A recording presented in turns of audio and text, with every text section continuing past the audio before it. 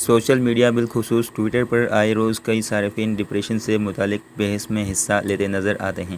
بالی would اداکار سشانت سنگھ کی خودکشی کے بعد ڈپریشن سے متعلق آگاہی بڑھانے کے حوالے سے جہاں کئی انڈین اداکار اور سماجی کارکن بات کر رہے ہیں، وہیں پاکستانی اداکاروں نے بھی اپنے مداحوں کو ذہنی دباؤ سے بچنے اور اپنے ارد گرد کے لوگوں کے بارے میں باخبر رہنے کا پیغام دیا۔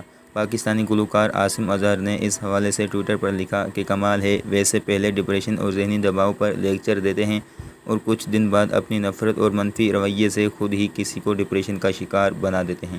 جہاں ٹویٹر صارفین نے ان کی اس بات کی حمایت کی تو کچھ نے انہی کے گانے کے بول سے جواب دیا اور اکثر نے ان سے اختلافات بھی کیا۔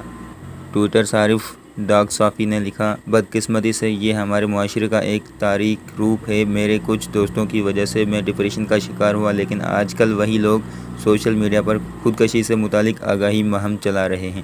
ٹویٹر صارف سبحان نے لکھا، کیوں دیا درد ہمیں، ہم آج تلک نہ سمجھے۔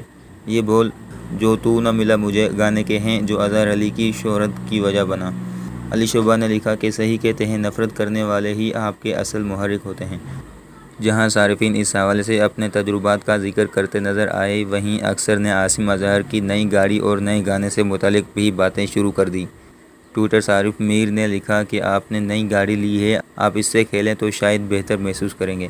عاصم اظہر نے سوشل میڈیا پر کچھ روز قبل ایک تصویر شیئر کی تھی جس میں وہ اپنی نئی گاڑی کے سامنے بیٹھے بے حد خوش نظر آ رہے ہیں۔ عاصم اظہر نے اپنے نئے گانے کی ویڈیو میں ٹک ٹاک اسٹار اریکہ حق کے ساتھ کام کیا۔ کئی صارفین اس وجہ سے بھی انہیں تنقید کا نشانہ بناتے نظر آئے۔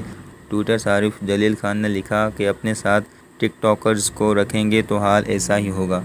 عاصم اظہر نے عید الفطر کے تیسرے روز اپنا پہلا بالی ووڈ گانا ہمراہ ریلیز کیا تھا، جسے بہت پسند کیا گیا۔ یوٹیوب پر اب تک لاکھوں مرتبہ سنا اور دیکھا جا چکا ہے۔